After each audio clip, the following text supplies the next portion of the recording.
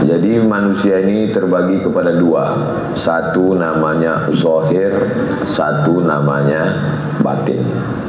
Kalau saya pergi salaman sama tuan rumah, terima kasih banyak Haji, saya mau pamit dulu, lalu saya pergi. Pas saat saya pergi, beliau ngelihat saya, yang kelihatan kan pundak saya. Pundak itu bahasa Arabnya zahir, yang kelihatan. Yang tidak kelihatan perut saya, karena saya ngadap ke sana. Maka perut itu bahasa Arabnya batin. Batin itu perut. Maka ada ungkapan mohon maaf zahir dan batin. Maksudnya yang kelihatan dan yang tidak kelihatan. Yang kelihatan ini disebut dengan badan. Yang tidak kelihatan disebut dengan jiwa. Maka dalam bahasa lagu kebangsaan Indonesia, bangunlah jiwanya, bangunlah badannya. Kenapa lebih dulu jiwa daripada badan? Karena memang badan datang belakangan, jiwanya duluan. Enggak jiwa Pak Ustadz, itu kan roh bahasa Arab. Bahasa kitanya sebelum Islam datang, nenek moyang kita menyebutnya jiwa. Sedangkan tempat jiwa itu bersarang disebut dengan raga. Yang badan ini untuk memenuhi keperluannya, karena badan ini fisik, maka dia mesti dikasih fisik juga. Makanya kalau orang lapar itu di badan atau di jiwa? Di badan, perut, usus. Jadi nggak bisa orang datang ke rumah kita, saya lapar Pak, terus kita bilang marilah kita bertakwa kepada Allah. Ya nggak bisa. Orang lapar ya dikasih makan. Makanannya apa? Nah inilah yang di hadapan saya ini. Banyak sekali makanannya, Masya Allah. Nah, jadi sesuai dengan keperluannya masing-masing. Ada yang bersifat badan. Tapi manusia ini tidak hanya badan saja. Ada yang bersifat yang bukan fisik. Ada yang menyebutnya fisik, lawannya metafisik. Ada yang menyebutnya batin, lawannya zahir. Ada yang menyebutnya materi, lawannya material, lawannya spiritual. Itu sebenarnya cerita tentang yang nampak dan yang tidak nampak. Nah, orang-orang yang tidak percaya kepada Tuhan, karena Tuhan tidak nampak, tidak percaya kepada malaikat, karena malaikat tidak nampak, tidak percaya kepada surga, karena surga tidak nampak, tidak percaya kepada roh, jiwa, yang ada itu ya cuman raga ini. Mana jiwa itu? Nggak ada itu jiwa itu, kata dia. Jadi suatu ketika orang-orang yang meyakini yang kelihatan ini kan materi, maka yang orang hanya meyakini yang ada saja, dia disebut dengan filsafat namanya materialisme. Isme artinya keyakinan. Materi meyakini hanya yang nampak saja. Rumah, pagar, dinding, orang, inilah yang nampak ini. Adapun surga, neraka, malaikat, roh, nggak ada itu, ngomong kosong aja itu, nggak nampak, karena nggak kelihatan. Lalu dia mengatakan, Tuhan kalian ada? Ada Tuhan, saya nggak percaya sama Tuhan karena nggak kelihatan. Kebetulan lawan bicaranya ini juga nggak bodoh. Lalu dia balik nanya, kamu punya akal? Iya, saya nggak percaya kamu punya akal karena nggak kelihatan. Akal, cinta, benci, rindu, senang, itu nggak kelihatan. Mana nampak kita? Jadi kalau ada nanti ada orang mengatakan, saya nggak percaya sama Tuhan, nggak percaya sama malaikat, nggak percaya sama roh, nggak percaya sama surga, nggak percaya pada neraka. Lalu kemudian tanya dia, kamu punya rasa cinta? Kamu punya rasa benci? Kamu ada rasa marah? Ya, mana dia? Coba tunjukkan. Nggak kelihatan.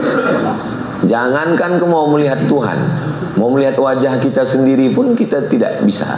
Kita perlu alat. Alatnya apa? Cermin. Tapi cermin tidak jujur. Telinga kanan nampak sebelah kiri. Jangankan untuk melihat Tuhan, melihat peci kita miring pun orang lain yang ngasih tahu. Ustadz, pecinya miring.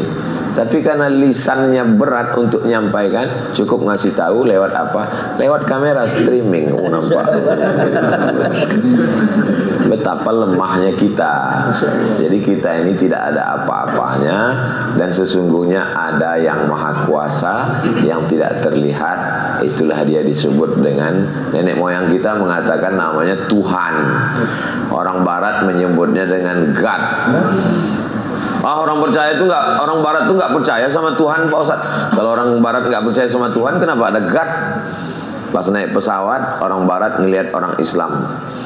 Subhanalladzi sakhkhara lana hadza wa ma kunna lahu muqrinin wa inna ila rabbina lamunqalibun. Allahu akbar, Allahu akbar, Allahu akbar. Baca doa safar. Allahumma inna na'udzubika min wa'sa'is safar wa ka'abatil manzar wa su'il munqalabi fil mali wal ahl. Orang barat ketawa, apa ini doa-doa, nggak ada Tuhan itu katanya, apa ini Tuhan-Tuhan. Begitu pesawat terbang sampai ke atas, nabrak awan turbulensi. Oh, apa kata orang barat? Oh my God, senyum orang Islam. Itu tadi yang kau bilang itu siapa? Nah, itulah dia Tuhan itu. Rasa takut, rasa cemas. Apakah masih ada masa depan agama di era digital, di era ya? Masih ada. Sekarang orang Jepang, orang Korea mengalami krisis. Krisisnya bukan krisis pekerjaan, karena mereka banyak pekerjaan, malah perlu pekerja datang dari Indonesia. Mereka secara ekonomi mapan, tapi tidak beragama, ateis. Akhirnya apa yang terjadi? Sepi di tengah keramaian. Tidak mau menikah karena nggak mau punya istri, nggak mau ada ikatan, tidak mau punya anak karena dianggap buang-buang waktu. Akhirnya hidup kesepian. Tidak bertuhan, tidak ada yang disembah, akhirnya depresi, puncaknya bunuh diri. Gedung-gedung tinggi dicari yang tidak ada jendelanya, yang tidak pakai jeruji besi. Untuk apa? Untuk terjun ke bawah. Stres, depresi. Apa penyakit orang Jepang, orang Korea, orang Eropa, orang Amerika? Depresi, stres, bunuh diri. Angka bunuh diri tinggi. Di tempat yang mapan secara ekonomi, duit banyak, pekerjaan tersedia, penyakitnya justru stres, depresi, bunuh diri. Di tempat kita yang sulit kerja, harga melambung, malah orangnya sehat-sehat. Di tempat yang orang secara ekonomi mapan, duit banyak, kaya raya, kena penyakit insomnia, tidak bisa tidur, depresi. Tempat kita cukup khotib naik ke atas mimbar,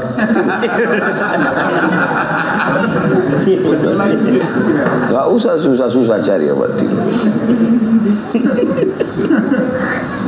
Naik mobil mewah, mahal, limited edition, nggak bisa tidur. Orang kita naik angkot kelewat gang.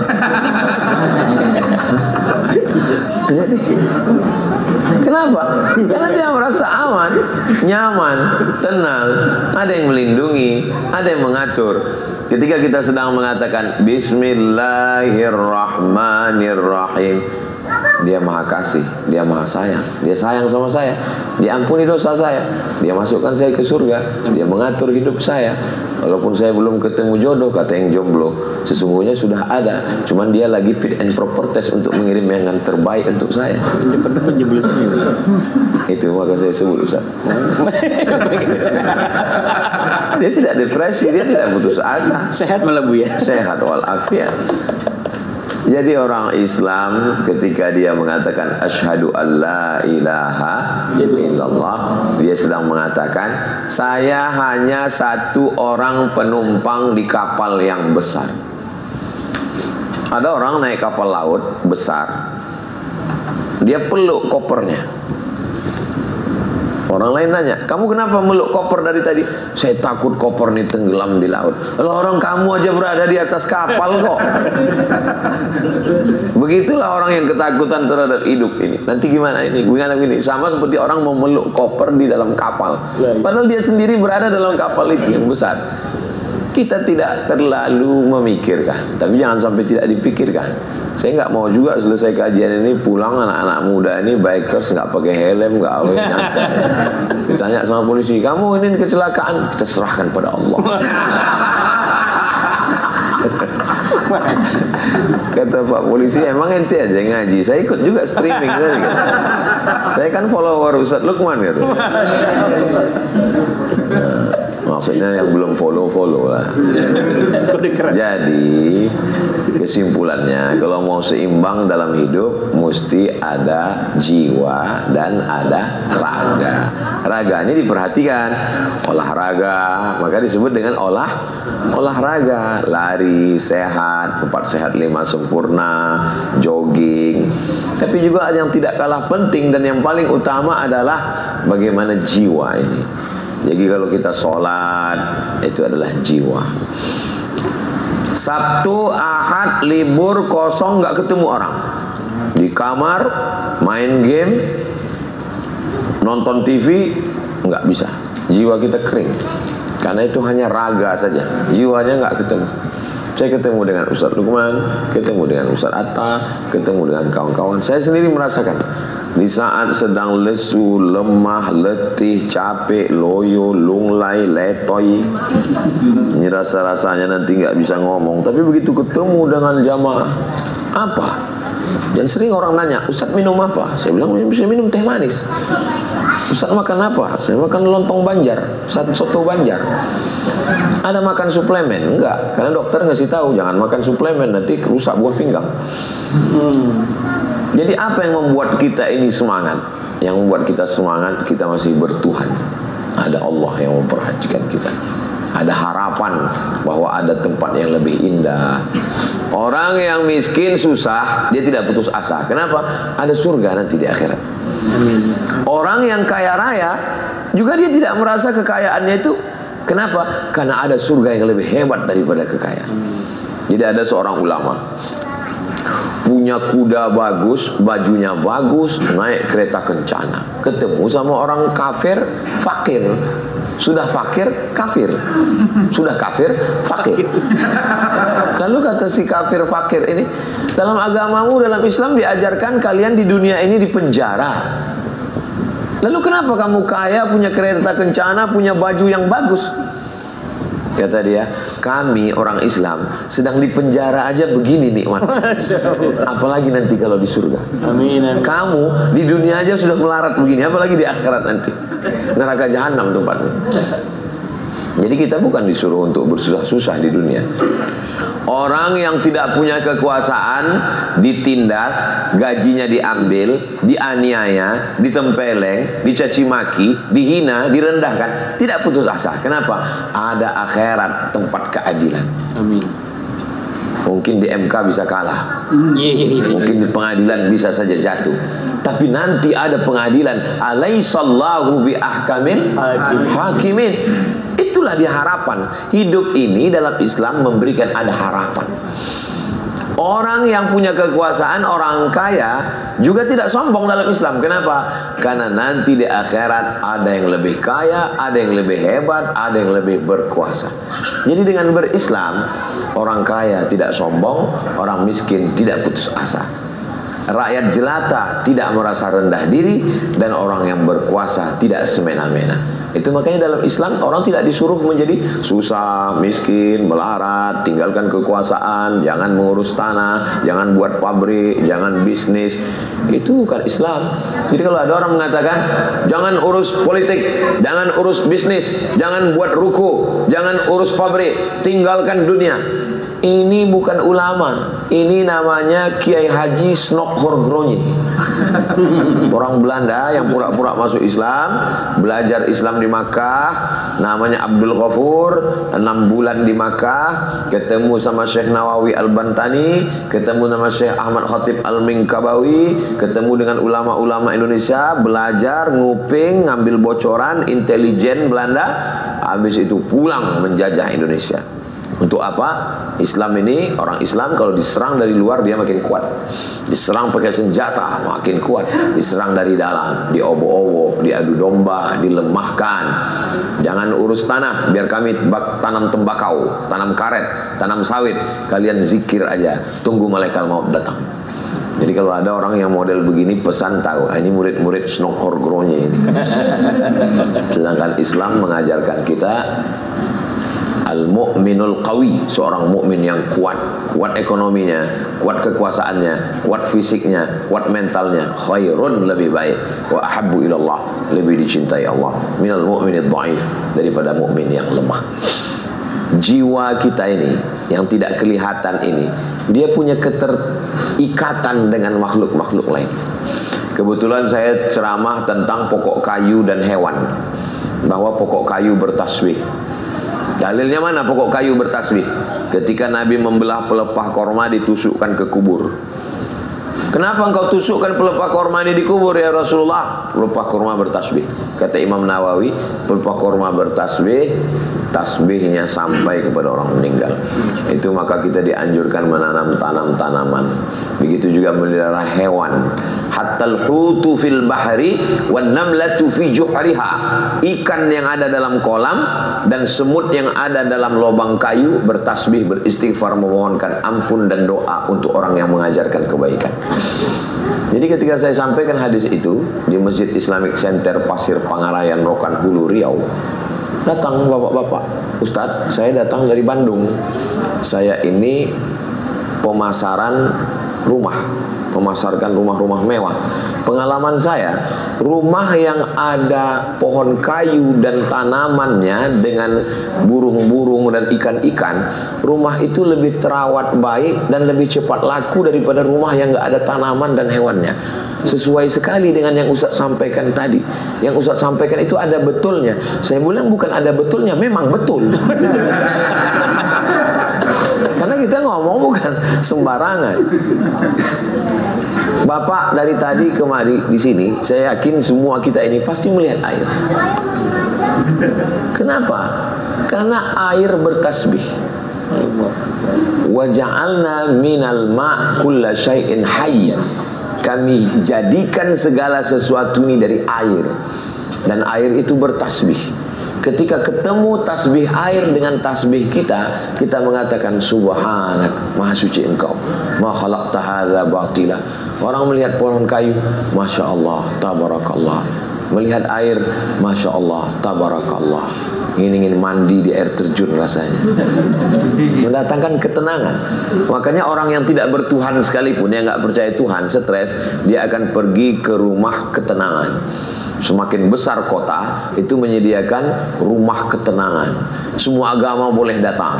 Begitu datang, yang sibuk dengan pekerjaan, sibuk dengan lembur, sibuk dengan target, ditekan atasan. Hidup ini kan tertekan.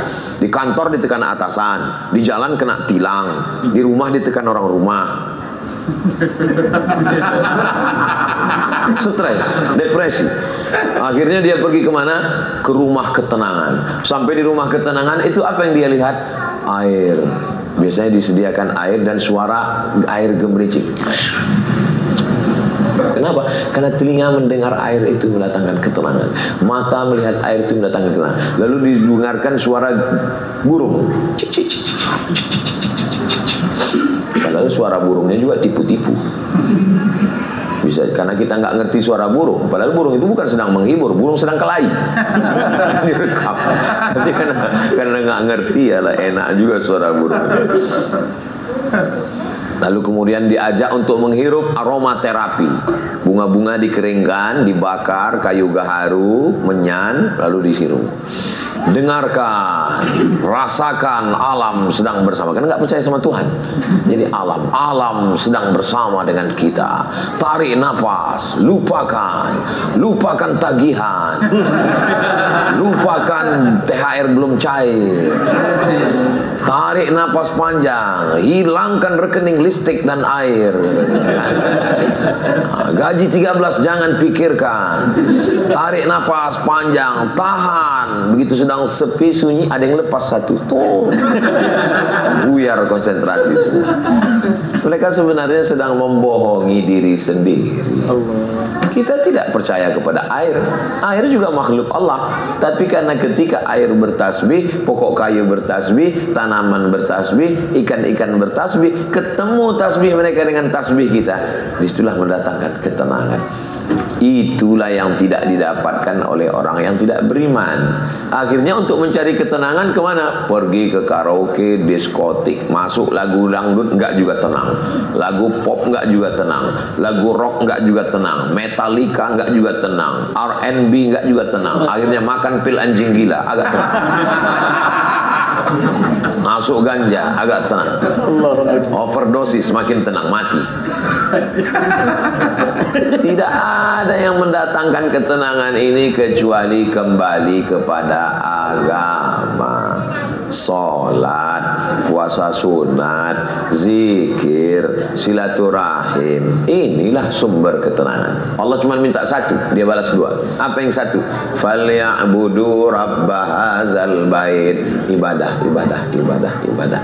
Kalau kau sudah ibadah, Allah kasih doa. Pertama, at'amahum min ju'. Kalau kau lapar, kau dia kasih kenyang.